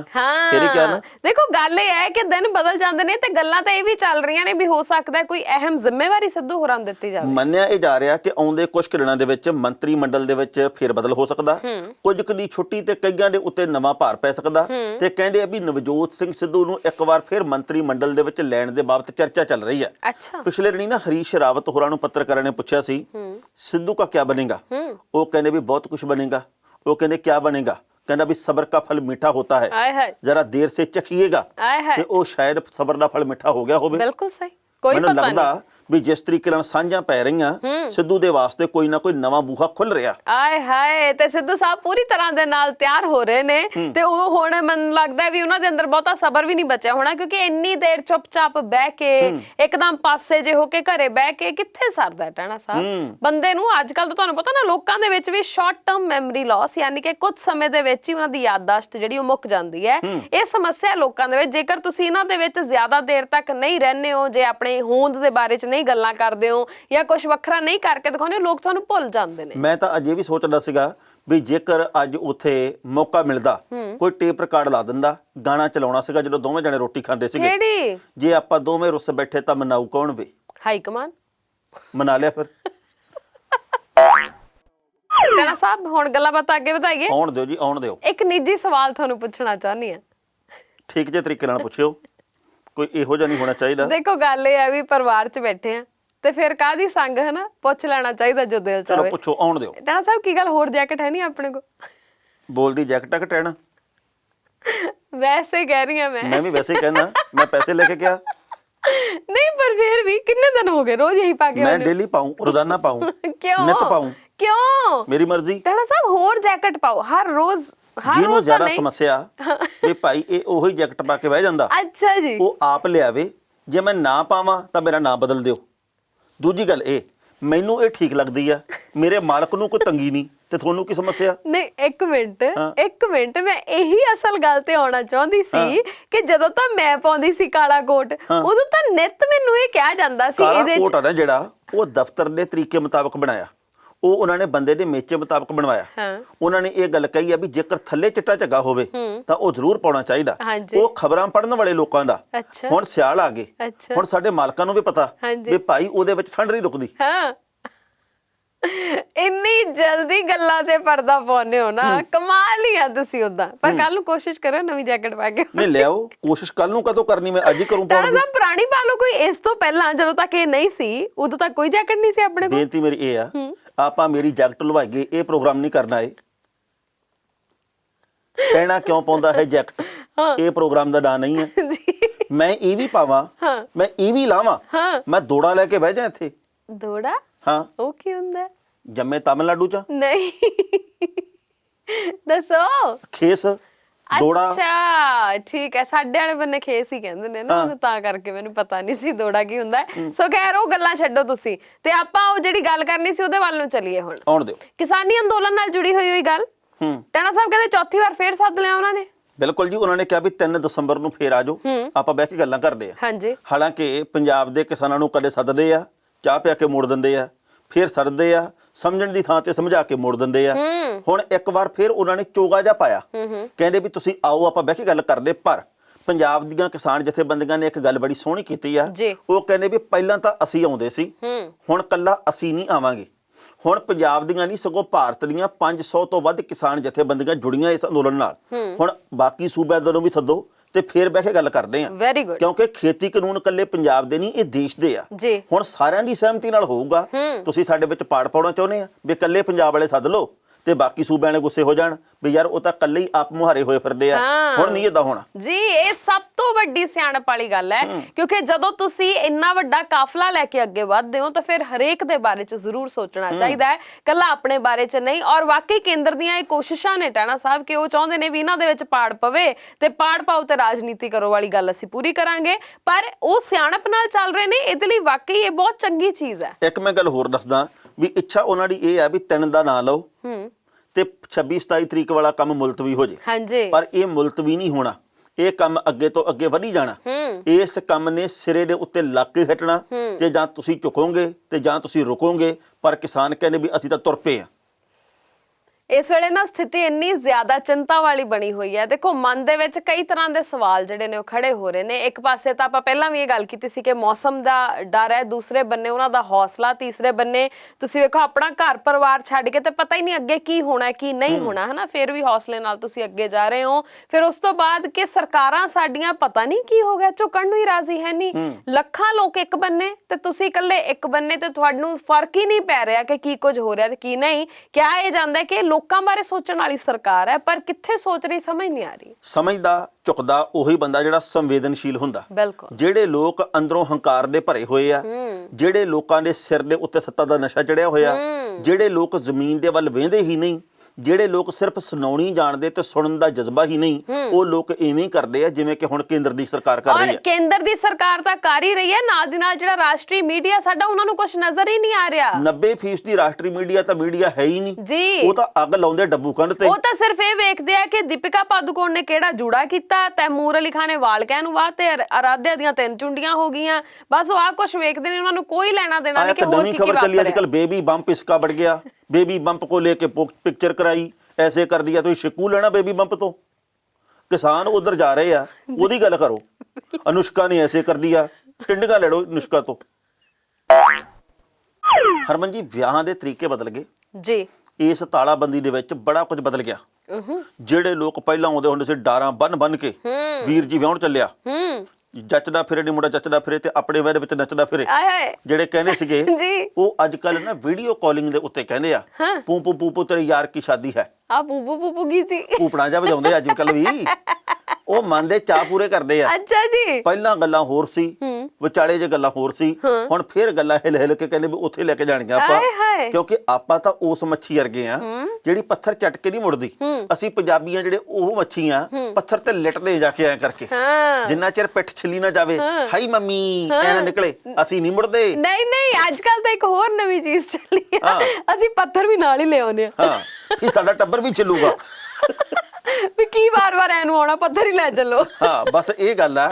ਪਰ ਨਾ ਮੈਂ ਅੱਜ ਇੱਕ ਰਿਪੋਰਟ ਪੜ੍ਹੀ, ਕਹਿੰਦੇ ਜਿਹੜੇ ਵੈਡਿੰਗ ਪਲੈਨਰਸ ਹੁੰਦੇ ਨਾ, ਕੀ ਹੁੰਦੇ ਆ? ਜਿਹੜੇ ਵਿਆਹ ਦੇ ਬਣਾਉਂਦੇ ਰੂਪ ਰੇਖਾ, ਵੈਡਿੰਗ ਪਲੈਨਰ ਯੋਜਨਾਵਾਂ ਬਣਾਉਂਦੇ, ਜਿਹੜੇ ਵਿਆਹ ਦੀਆਂ ਯੋਜਨਾਵਾਂ ਬਣਾਉਣ ਵਾਲੇ। ਹਾਂ ਬਿਲਕੁਲ, ਜਿਹੜੇ ਨਾ ਸਾਰਾ ਕੁਝ ਮਿੱਥਦੇ ਆ ਵੀ ਆਹ ਕਰਾਂਗੇ ਆਹ ਨਹੀਂ। ਜਿਵੇਂ ਆਪਾਂ ਘਰ ਬਣਾਉਣ ਦੇ ਲਈ ਠੇਕਾ ਦਿੰਨੇ ਆ ਵੀ ਭਾਈ ਸਾਡਾ ਬਜਟ ਹੈਗਾ ਇੰਨਾ ਕੁ, ਇਹਦੇ ਵਿੱਚ ਆਹ ਚੀਜ਼ ਐ ਲੱਗਣੀ ਚਾਹੀਦੀ ਆ, ਆਹ ਚੀਜ਼ ਐ। ਹੁਣ ਪੰਜਾਬ ਦੇ ਵਿੱਚ ਤੇ ਭਾਰਤ ਦੇ ਵਿੱਚ ਵਿਆਹਾਂ ਦਾ ਕੰਮ ਵੀ ਇਉਂ ਕਈ ਲੋਕ ਕਰਦੇ ਆ ਜਿਨ੍ਹਾਂ ਦੇ ਕੋਲੇ ਮੌਕਾ ਹੈ ਨਹੀਂਗਾ, ਸਮਾਂ ਹੈ ਨਹੀਂਗਾ। ਹੁਣ ਬੰਦਾ ਜਿਹੜਾ ਕੋਈ ਬਹੁਤ ਵੱਡਾ ਅਮੀਰ ਆ ਤੇ ਉਹਨੇ ਕਿੱਥੇ ਭਿੰਡਗਾ ਲੈਣ ਜਾਣਾ ਸਵੇਰੇ 6:30 ਵਜੇ ਉੱਠ ਕੇ ਮੰਡੀ 'ਚ, ਉਹ ਫਿਰ ਸਾਰਾ ਕੰਮ ਕਾਜ ਕਰਵਾਉਂਦੇ ਆ, ਕਰਦੇ ਨਹੀਂਗੇ। ਪਰ ਹੁਣ ਜਿਹੜੇ ਨਾ ਵਿਆਹ ਕਰਵਾਉਂਦੇ ਆ, ਉਹਨਾਂ ਨੇ ਕਿਹਾ ਵੀ ਪਿਛਲੇ ਕੁਝ ਕੁ ਸਮੇਂ ਦੇ ਵਿੱਚ ਕਿਵੇਂ ਤਬਦੀਲੀ ਆਈ ਆ। ਕਹਿੰਦੇ ਵੀ 3-3 4-4 ਤਰ੍ਹਾਂ ਦੇ ਕਾਰਡ ਛਪ ਰਹੇ ਆ। ਪਹਿਲੇ ਕਾਰਡ ਦੇ ਉੱਤੇ ਲਿਖਿਆ ਹੁੰਦਾ ਤੁਸੀਂ ਸਿਰਫ ਮੰਗਣੇ ਤੇ ਹੀ ਆਉਣਾ। ਅੱਛਾ ਜੀ। ਦੂਜੇ ਕਾਰਡ ਤੇ ਲਿਖਿਆ ਜਾਂਦਾ ਤੁਸੀਂ ਸਿਰਫ ਬਰਾਤ ਦੇ ਮੌਕੇ ਹੀ ਆਉਣਾ। ਤੀਜੇ ਤੇ ਲਿਖਿਆ ਜਾਂਦਾ ਤੁਸੀਂ ਸਿਰਫ ਰਿਸੈਪਸ਼ਨ ਦੇ ਮੌਕੇ ਹੀ ਆਉਣਾ। ਚੌਥੇ ਦੇ ਉੱਤੇ ਲਿਖਿਆ ਹੁੰਦਾ ਤੁਸੀਂ ਫਲਾਣੇ ਦਿਨ ਆਉਣਾ, ਉਸ ਦਿਨ ਆਪਾਂ ਆਹ ਛੋਟਾ ਜਿਹਾ ਸਮਾਗਮ ਰੱਖਿਆ। ਅੱਛਾ ਜੀ। ਵੀ ਵਿਆਹਾਂ ਦੇ ਵਿੱਚ ਇਕੱਠ ਤਾਂ ਬਾਹਲਾ ਕਰ ਨਹੀਂ ਸਕਦੇ, ਉਹਨਾਂ ਨੇ ਆਹ ਕੁਝ ਕੀਤਾ। ਉਹ ਕਹਿੰਦੇ ਜੀ ਹੁਣ ਅਸੀਂ ਵਿਆਹ ਦੇ ਕਾਰਡਾਂ ਦੇ ਉੱਤੇ ਵਿਆਹ ਦਾ ਲਿੰਕ ਛਾਪਣ ਲੱਗ ਪਏ ਆ। ਅੱਛਾ ਜੀ। Marriage link. ਹਾਂ। ਉਹ ਕਹਿੰਦੇ ਉਹਦੇ ਤੇ ਲਿਖਿਆ ਹੁੰਦਾ ਜੀ ਪਾਸਵਰਡ ਆ ਜਿਹੜਾ ਉਹ ਤੁਹਾਨੂੰ ਗਰੁੱਪ ਦੇ ਰਾਹੀਂ ਭੇਜ ਦਿਆਂਗੇ। ਯਾਨੀ ਕਿ ਜ਼ੂਮ ਮੀਟਿੰਗ ਜਿਵੇਂ ਆਪਾਂ ਰੱਖਦੇ ਆ, ਹਾਂ, ਕਿ ਉਹਦੇ ਵਿੱਚ ਇੱਕ ਆਈਡੀ ਪਾਸਵਰਡ ਜਿਹੜਾ ਉਹ ਦੇ ਦਿੱਤਾ ਜਾਂਦਾ ਹੈ ਤੇ ਤੁਸੀਂ ਉਹਦੇ ਤੇ ਲੌਗਇਨ ਕਰੋ, ਯਾਨੀ ਕਿ ਉੱਥੇ ਜਾਓ ਤੇ ਫਿਰ ਉਹਦੇ ਰਾਹੀਂ ਤੁਸੀਂ ਸਾਰਾ ਵਿਆਹ ਜਿਹੜਾ ਉਹਦੀਆਂ ਜਿੰਨੀਆਂ ਰਸਮਾਂ ਨੇ ਉਹ ਵੇਖ ਸਕਦੇ ਹੋ। ਬਿਲਕੁਲ। ਜਿਹੜੇ ਦੂਰ ਦਰਾਡੇ ਬੈਠੇ ਆ, ਕਿਸੇ ਵੀ ਕਾਰਨ ਕਰਕੇ ਆ ਨਹੀਂ ਸਕਦੇ, ਉਹਨਾਂ ਨੂੰ ਐਪ ਊਪ ਦੇ ਰਾਹੀਂ ਘਰੇ ਬੈਠਿਆਂ ਨੂੰ ਵਿਆਹ ਵੇਖਣ ਦਾ ਮੌਕਾ ਮਿਲਦਾ। ਉਹਨਾਂ ਦਾ ਸ਼ਗਨ ਬਚ ਜਾਂਦਾ, ਇਹਨਾਂ ਦਾ ਇਕੱਠ ਬਚ ਜਾਂਦਾ। ਤੇ ਹੁਣ ਕਹਿੰਦੇ ਵੀ ਕਾਰਡਾਂ ਤੇ ਵੀ ਲਿਖਿਆ ਹੁੰਦਾ ਜੇਕਰ ਤੁਸੀਂ ਥੋੜੇ ਜਿਹੇ ਵੀ ਢਿੱਲੇ ਮੱਠੇ ਆ, ਕਿਰਪਾ ਕਰਕੇ ਵਿਆਹ ਦੇ ਵਿੱਚ ਬਿਲਕੁਲ ਨਾ ਆਇਓ। ਅੱਛਾ ਜੀ। ਇਹ ਨਾ ਹੋਵੇ ਭੰਬੜਾ ਪੂਸਾ ਰਹਿੰਦਾ ਕਰ ਜੋ। ਨਹੀਂ ਦੇਖੋ, ਇਹ ਤਾਂ ਇੰਨੀ ਕੁ ਤਾਂ ਆਪਣੇ ਆਪ ਦੇ ਵਿੱਚ ਨਾ ਇhtiyat ਵਰਤਣੀ ਚਾਹੀਦੀ ਹੈ। ਇੰਨਾ ਕੁ ਬੰਦੇ ਨੂੰ ਜ਼ਰੂਰ ਸੋਚਣਾ ਚਾਹੀਦਾ ਕਿ ਕਿਤੇ ਮੇਰੇ ਕਰਕੇ ਕਿਸੇ ਦਾ ਨੁਕਸਾਨ ਨਾ ਹੋਵੇ, ਕਿਤੇ ਮੇਰੇ ਕਰਕੇ ਖੁਸ਼ੀਆਂ ਦੇ ਵਿੱਚ ਵਿਘਨ ਨਾ ਪੈ ਜਾਵੇ, ਹਨਾ। ਤੇ ਇਹ ਤਾਂ ਆਪਣੀ ਜ਼ਿੰਮੇਵਾਰੀ ਹੋਣੀ ਚਾਹੀਦੀ ਹੈ ਵੀ ਜੇਕਰ ਕੋਈ ਨਹੀਂ ਠੀਕ, ਨਹੀਂ ਤੰਦਰੁਸਤ, ਤਾਂ ਹਲਕਾ ਜਿਹਾ ਵੀ ਜੇ ਕਿਸੇ ਨੂੰ ਲੱਗਦਾ ਹੈ ਕਿ ਮੇਰੀ ਸਿਹਤ ਦੇ ਵਿੱਚ ਕੋਈ ਵਿਗਾੜ ਆ ਤਾਂ ਉਹਨੂੰ ਨਹੀਂ ਜਾਣਾ ਚਾਹੀਦਾ। ਬਿਲਕੁਲ ਤੁਹਾਡੀ ਗੱਲ ਸਹੀ ਆ। ਤੇ ਕਹਿੰਦੇ ਵੀ ਹੁਣ ਨਾ ਹੋਮ ਡਿਲੀਵਰੀ ਦੇ ਰਾਹੀਂ ਖਾਣਾ ਵੀ ਪਹੁੰਚਾ ਦਿੰਦੇ ਆ। ਅੱਛਾ। ਵੀ ਭਾਈ ਤੁਸੀਂ ਬੈਠੇ ਫਰੀਦਕੋਟ ਤੇ ਉਹ ਉੱਥੇ ਹੀ ਕਿਸੇ ਨੂੰ ਆਰਡਰ ਦਿੰਦੇ ਆ ਵੀ ਭਾਈ ਉਹਨਾਂ ਦੇ ਘਰੇ ਇੱਕ ਚਿਕਨ, ਇੱਕ ਫਲਾਨੀ, ਇੱਕ ਭਿੰਡੀ, ਇੱਕ ਤੋਰੀ, ਇੱਕ ਆਹ ਚੀਜ਼ਾਂ ਜਿਹੜੀਆਂ ਤੇ ਇੰਨੇ ਫੁਲਕੇ ਭੇਜ ਦਿਓ। ਇਹ ਸਾਡੇ ਵੱਲੋਂ ਉਹਨਾਂ ਨੂੰ ਜਿਹੜਾ ਵਿਆਹ ਦਾ ਖਾਣਾ, ਵਾਹ, ਉਹਨਾਂ ਦੇ ਖਾਤੇ 'ਚ ਪੈਸੇ ਪਾ ਦੇਣੇ ਆ, ਉਹ ਹੋਮ ਡਿਲੀਵਰੀ। ਕਿਆ ਬਾਤ ਹੈ। ਮੈਨੂੰ ਹੁਣ ਚੇਤਾ ਆ ਗਿਆ, ਸਾਡਾ ਇੱਕ ਜਾਣਕਾਰ, ਹਾਂਜੀ, ਬੜਾ ਤਿੱਖਾ, ਉਹਨੂੰ ਕਿਸੇ ਨੇ ਵਿਆਹ ਦਾ ਕਾਰਡ ਏਦਾਂ ਹੀ WhatsApp ਤੇ ਭੇਜਤਾ। ਕਹਿੰਦਾ ਵੀ ਇੰਨੀ ਤਰੀਕ ਨੂੰ ਤੁਹਾਡੇ ਬਿਨਾਂ ਸਾਡਾ ਗੁਜ਼ਾਰਾ ਨਹੀਂ, ਇੰਨੀ ਤਰੀਕ ਨੂੰ ਅਸੀਂ ਤੁਹਾਨੂੰ ਖੁਸ਼ੀਆਂ ਦੇ ਵਿੱਚ ਸ਼ਾਮਲ ਕਰਨਾ ਚਾਹੁੰਦੇ ਹੋ, ਸਾਡੇ ਕੋਲੇ ਸਮਾਂ ਹੈ ਨਹੀਂ ਆਉਣ ਦਾ, ਕਿਰਪਾ ਕਰਕੇ ਇਸ ਕਾਰਡ ਦੇ ਉੱਤੇ ਦਿੱਤੇ ਗਏ ਪ੍ਰੋਗਰਾਮ ਮੁਤਾਬਕ ਵਿਆਹ ਦੇ ਵਿੱਚ ਸ਼ਾਮਲ ਹੋਣਾ। ਵਾਹ। ਉਹ ਵਿਆਹ ਤੇ ਗਿਆ ਹੀ ਨਹੀਂ। ਕਿਉਂ? ਨਾ ਡੱਬਾ ਆਇਆ ਕਹਿੰਦਾ, ਨਾ ਕੋਈ ਮਿਲਣ ਆਇਆ, ਨਾ ਕੋਈ ਕਹਿਣ ਆਇਆ। ਉਹਨੇ 2000 ਰੁਪਏ ਦੇ ਨੋਟ ਦੀ ਫੋਟੋ ਖਿੱਚੀ, WhatsApp ਤੇ ਪਾਤੀ, ਕਹਿੰਦਾ ਇਹਨੂੰ ਸ਼ਗਨ ਮੰਨਿਆ ਜਾਵੇ। ਰਾਣਾ ਸਾਹਿਬ, ਇੱਕ ਇੱਕ ਹੋਰ ਬਹੁਤ ਗੰਭੀਰ ਵਿਸ਼ੇ ਦੇ ਉੱਪਰ ਤੁਹਾਡੇ ਨਾਲ ਗੱਲ ਕਰਨਾ ਚਾਹੁੰਦੀ ਹਾਂ। ਜਿਹੋ ਜਿਹੀਆਂ ਖਬਰਾਂ ਅਖਬਾਰਾਂ ਦੇ ਵਿੱਚ ਹਰ ਰੋਜ਼ ਪੰਜਾਬ ਦੇ ਬਾਬਤ ਆਉਣ ਲੱਗ ਗਈਆਂ ਜਾਂ ਪੰਜਾਬ ਦੇ ਵਿੱਚ ਜੋ ਰਿਸ਼ਤਿਆਂ ਦਾ ਘਾਣ ਹੋਣ ਲੱਗ ਗਿਆ ਉਹਦੇ ਬਾਬਤ ਆਉਣ ਲੱਗ ਗਿਆ, ਇਹ ਬਹੁਤ ਵੱਡਾ ਇੱਕ ਚਿੰਤਾ ਦਾ ਵਿਸ਼ਾ ਬਣ ਚੁੱਕਿਆ। ਹਰਮਨ ਜੀ, ਜਿਹੋ ਜਿਹੀਆਂ ਖਬਰਾਂ ਆਉਂਦੀਆਂ ਨਾ, ਕਦੇ ਕਿਆਸ ਨਹੀਂ ਸੀ ਕੀਤਾ ਕਿ ਗੁਰੂਆਂ, ਪੀਰਾਂ, ਫਕੀਰਾਂ, ਪੈਗੰਬਰਾਂ ਦੇ ਵਰੋਸਾਏ ਪੰਜਾਬ ਦੇ ਵਿੱਚ ਇਹੋ ਜਿਹਾ ਕੁਝ ਹੋਊਗਾ। ਬਿਲਕੁਲ। ਅੱਜ ਤਾਂ ਅਖਬਾਰਾਂ ਪੜ੍ਹ ਕੇ ਕੋਈ ਚੱਜ ਦੀ ਖਬਰ ਲੱਭਦੀ ਨਹੀਂ। ਅੱਜ ਤਾਂ ਕਤਲ ਦੀਆਂ, ਵੱਢ ਟੁੱਕ ਦੀਆਂ, ਕਤਲ ਦੀਆਂ ਕੋਸ਼ਿਸ਼ਾਂ ਦੀਆਂ, ਗੈਂਗਸਟਰਾਂ ਦੀਆਂ ਇਦਾਂ ਦੀਆਂ ਖਬਰਾਂ ਮਿਲਦੀਆਂ ਵੀ ਫਲਾਣੀ ਥਾਂ ਦੇ ਉੱਤੇ 4 ਛਿਲੜਾਂ ਦੇ ਪਿੱਛੇ ਇਹਨੇ ਉਹਨੂੰ ਮਾਰਤਾ, ਫਲਾਣੀ ਥਾਂ ਦੇ ਉੱਤੇ ਜ਼ਮੀਨ ਦੇ 4 ਓਰਿਆਂ ਦੀ ਖਾਤਰ ਪਿਓ ਨੇ ਪੁੱਤ ਦਾ ਕਤਲ ਕਰਤਾ ਜਾਂ ਕਰਵਾਤਾ, ਭਰਾ ਭਰਾ ਨੂੰ ਮਾਰੀ ਜਾਂਦਾ, ਭੈਣ ਭਰਾ ਦਾ ਕਤਲ ਕਰਵਾ ਰਹੀ ਹੈ। ਵੀ ਇਸ ਤਰੀਕੇ ਦੇ ਨਾਲ ਨਾ ਰਿਸ਼ਤੇ ਜਿਹੜੇ ਉਹ ਖਤਮ ਹੋਈ ਜਾ ਰਹੇ ਆ। ਬਿਲਕੁਲ ਸਹੀ। ਪੰਜਾਬ ਦੇ ਵਿੱਚੋਂ ਰਿਸ਼ਤਿਆਂ ਦੀ ਲਾਲੀ ਮੁੱਕਦੀ ਜਾ ਰਹੀ ਹੈ। ਇਸ ਗੱਲ ਦਾ ਦੁੱਖ ਹੈ, ਪਰ ਜਿਹੜੇ ਵੀ ਲੋਕ ਰਿਸ਼ਤਿਆਂ ਦੇ ਨਿੱਘ ਨੂੰ ਜਾਣਦੇ ਜਾਂ ਮੰਨਦੇ ਆ ਉਹਨਾਂ ਸਾਰਿਆਂ ਨੂੰ ਸਲਾਮ ਆ। ਪਰ ਨਾ ਮੈਂ ਪਿਛਲੇ 3-4 ਦਿਨਾਂ ਦੇ ਵਿੱਚ ਖਬਰਾਂ ਪੜ੍ਹ ਕੇ ਆਵਾਜ਼ਾਰ ਹੋ ਗਿਆ। ਬਠਿੰਡੇ ਦੇ ਵਿੱਚ ਇੱਕ ਮੂਰਖ ਜਿਹਾ ਮੁੰਡਾ ਜਿਹਨੇ ਆਪਦੀ ਜਿਹੜੀ ਪ੍ਰੇਮਿਕਾ ਤੇ ਉਹਦਾ ਮਾਂ ਤੇ ਬਾਪ ਉਹਨਾਂ ਦੇ ਸਿਰ ਦੇ ਵਿੱਚ ਗੋਲੀਆਂ ਮਾਰ ਕੇ ਕਤਲ ਕਰਤਾ। ਕਹਿੰਦਾ ਜੀ ਕਿ ਇਹਦੇ ਨਾਲ ਮੇਰੇ ਸੰਬੰਧ ਸੀਗੇ ਤੇ ਇਹ ਹੁਣ ਮੈਨੂੰ ਬਲੈਕਮੇਲ ਕਰਨੀ ਸੀ ਤੇ ਇਸ ਕਰਕੇ ਮੈਂ ਤਿੰਨਾਂ ਨੂੰ ਮਾਰ ਕੇ ਤੇ ਆਪ ਵੀ ਮਰਨ ਲੱਗਾ। ਕਹਿਣ ਦਾ ਭਾਵ ਇਹ ਆ ਕਿ 2 ਘਰ ਉਜੜ ਗਏ। ਇਹ ਜਿਹੜਾ ਮੁੰਡਾ ਜਿਹਨੇ ਇਹ ਕੁਝ ਕੀਤਾ ਉਹ ਮਾਪਿਆਂ ਦਾ ਕੱਲਾ ਮੁੰਡਾ ਸੀਗਾ ਤੇ ਉਧਰਲਾ ਘਰ ਵੀ ਉਜੜ ਗਿਆ ਤੇ ਇਧਰ ਸਾਰੇ ਮਾਰਤੇ। ਔਰ ਤੁਹਾਨੂੰ ਪਤਾ ਹੈ ਕਿ ਇਹ ਜਿਹੜਾ ਮੁੰਡਾ ਹੈ ਇਹਦੇ ਬਾਬਤ ਮੈਂ ਕਿਸੇ ਅਖਬਾਰ ਦੇ ਵਿੱਚ ਪੜ੍ਹਿਆ, ਮੈਨੂੰ ਨਹੀਂ ਪਤਾ ਕਿ 100% ਦੀ ਸੱਚੀ ਗੱਲ ਹੈ ਜਾਂ ਨਹੀਂ, ਪਰ ਉਸ ਅਖਬਾਰ ਦੇ ਵਿੱਚ ਲਿਖਿਆ ਹੋਇਆ ਸੀ ਕਿ ਇਸ ਮੁੰਡੇ ਦਾ ਜਿਹੜਾ ਪਿਓ ਹੈ, ਜਿਹੜਾ ਫਾਦਰ ਹੈ, ਉਹ ਕੈਂਸਰ ਪੀੜਤ ਆ ਤੇ ਮਾਂ ਵਿਚਾਰੀ ਇਕੱਲੀ ਹੈ। ਤੇ ਤੁਸੀਂ ਵੇਖੋ ਉਹਨਾਂ ਨੂੰ ਪਤਾ ਹੀ ਨਹੀਂ ਸੀ ਵੀ ਮੁੰਡੇ ਨੇ ਆਹ ਕਰਤੂਤ ਕੀਤੀ ਤੇ ਉਸ ਤੋਂ ਬਾਅਦ ਆਹ ਕੁਝ ਕਰ ਲਿਆ। ਉਹ ਵਿਚਾਰਿਆਂ ਨੂੰ ਸਮਝ ਹੀ ਨਹੀਂ ਆ ਰਿਹਾ ਵੀ ਅਸੀਂ ਕੀ ਕਰੀਏ। ਹੁਣ ਮੈਂ ਲੁਧਿਆਣੇ ਵਾਲੀ ਖਬਰ ਪੜ੍ਹ ਕੇ ਹਟਿਆ ਜੀ। ਇੱਥੇ ਘਰ ਦੇ ਵਿੱਚ ਕਿਸੇ ਗੱਲੋਂ ਕਲੇਸ਼ ਰਹਿੰਦਾ ਸੀਗਾ ਤੇ ਘਰ ਦੇ ਮੁਖੀ ਨੇ ਆਪਦੀ ਘਰਵਾਲੀ, ਆਪਦਾ ਪੁੱਤ, ਆਪਦੀ ਨੂੰਹ ਤੇ ਆਪਦਾ ਪੋਤਾ 4 ਜਣਿਆਂ ਦਾ ਕੁਹਾੜੀ ਨਾਲ ਕਤਲ ਕਰਕੇ ਤੇ ਭੱਜ ਗਿਆ ਤੇ ਪੁਲਿਸ ਉਹਨੂੰ ਲੱਭਦੀ ਫਿਰਦੀ ਆ। ਤੇ ਵਿੱਚੋਂ ਰੌਲਾ ਕਹਿੰਦੇ ਵੀ ਜਿਹੜਾ ਖੁਦਕੁਸ਼ੀ ਨੋਟ ਆ ਜਿਹੜਾ ਉਹਨੇ ਲਿਖਿਆ, ਪਤਾ ਨਹੀਂ ਉਹਨੇ ਲਿਖਿਆ ਜਾਂ ਕੋਈ ਹੋਰ ਇਹਦੇ ਪਿੱਛੇ ਕਾਰਨ ਆ, ਪਰ ਉਹਦੇ ਉੱਤੇ ਲਿਖਿਆ ਜੀ ਕਿ ਮੇਰੀ ਨੂੰਹ ਦੇ ਜਿਹੜੇ ਪੇਕੇ ਆ ਉਹਨਾਂ ਦੇ ਕੋਲੋਂ ਅਸੀਂ ਪੈਸੇ ਲਏ ਸੀਗੇ ਤੇ ਉਹ ਤੰਗ ਪਰੇਸ਼ਾਨ ਕਰਦੇ ਸੀਗੇ ਤੇ ਮੇਰਾ 40 ਲੱਖ ਰੁਪਈਆ ਫਲਾਣੇ ਨੂੰ ਦਿੱਤਾ ਹੋਇਆ ਉਹ ਤੋਂ ਵਾਪਸ ਨਾ ਲਿਆ ਜਾਵੇ। ਫਲਾਣੀ ਥਾਂ ਦੇ ਉੱਤੇ ਸਾਡੇ ਪਲਾਟ ਪਏ ਆ, ਜੇ ਤੇਰੇ ਕੋਲੇ ਇੰਨਾ ਪੈਸਾ ਸੀ ਫਿਰ ਤੂੰ ਆਪਦਾ ਟੱਬਰ ਕਿਉਂ ਬਰਬਾਦ ਕਰ ਲਿਆ? ਸਵਾਲ ਇਹ ਵੀ ਆ।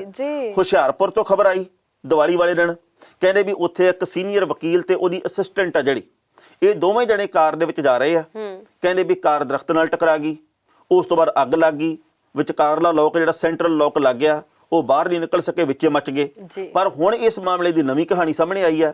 ਇਹ ਜਿਹੜੀ ਕੁੜੀ ਸੀ ਅਸਿਸਟੈਂਟ, ਇਹਦੀ ਘਰ ਵਾਲੇ ਦੇ ਨਾਲ ਬਣਦੀ ਨਹੀਂ ਸੀ ਜੀ। ਸੀਨੀਅਰ ਵਕੀਲ ਇਹਨਾਂ ਦੇ ਵਿੱਚ ਪੈ ਕੇ ਤੇ ਮਸਲਾ ਹੱਲ ਕਰਵਾਉਂਦਾ ਸੀ ਵੀ ਭਾਈ ਬਣਾ ਕੇ ਰੱਖਿਆ ਕਰੋ। ਇਸ ਬੰਦੇ ਨੇ ਯਾਨੀ ਕਿ ਘਰ ਵਾਲੇ ਨੇ ਇਹਨਾਂ ਦੋਹਾਂ ਨੂੰ ਘਰ ਦੇ ਵਿੱਚ ਬੁਲਾ ਕੇ, ਸੀਨੀਅਰ ਵਕੀਲ ਨੂੰ ਵੀ ਸੱਦ ਕੇ ਕੋਈ ਜ਼ਹਿਰੀਲੀ ਚੀਜ਼ ਖਵਾਈ, ਮਾਰਤਾ। ਦੋਸਤਾਂ ਦੀ ਮਦਦ ਦੇ ਨਾਲ ਕਾਰ ਦੇ ਵਿੱਚ ਲੱਦਿਆ। ਇਹ ਜਾਣਬੁੱਝ ਕੇ ਕਾਰ ਨੂੰ ਅੱਗ ਲਾਈ ਆ ਤੇ ਆਪ ਭੱਜ ਗਿਆ। ਪੁਲਿਸ ਨੇ ਇੱਕ ਫੜ ਲਿਆ, 3-4 ਜਣੇ ਫੜਨੇ ਆ। ਇਹੋ ਜਿਹੀਆਂ ਖਬਰਾਂ ਪੰਜਾਬ ਦੇ ਵਿੱਚ ਕਿੰਨੀਆਂ ਹੀ ਆ ਜਾਂਦੀਆਂ। ਪਤਾ ਨਹੀਂ ਨਾ ਲੋਕਾਂ ਦੀ ਸਹਿਨਸ਼ੀਲਤਾ ਨੂੰ ਹੋ ਕੀ ਗਿਆ, ਸਮਝ ਤੋਂ ਬਾਹਰ ਦੀ ਗੱਲ ਹੈ। ਕੁਝ ਕੁ ਲੋਕ ਜਿਹੜੇ ਨੇ ਉਹ ਇਹੋ ਜਿਹੀਆਂ ਹਰਕਤਾਂ ਕਰ ਜਾਂਦੇ ਨੇ ਜਿਹਦੇ ਬਾਬਤ ਕੀ ਕਹੀਏ ਤੇ ਕੀ ਨਾ ਕਹੀਏ, ਸਮਝ ਨਹੀਂ ਆਉਂਦਾ।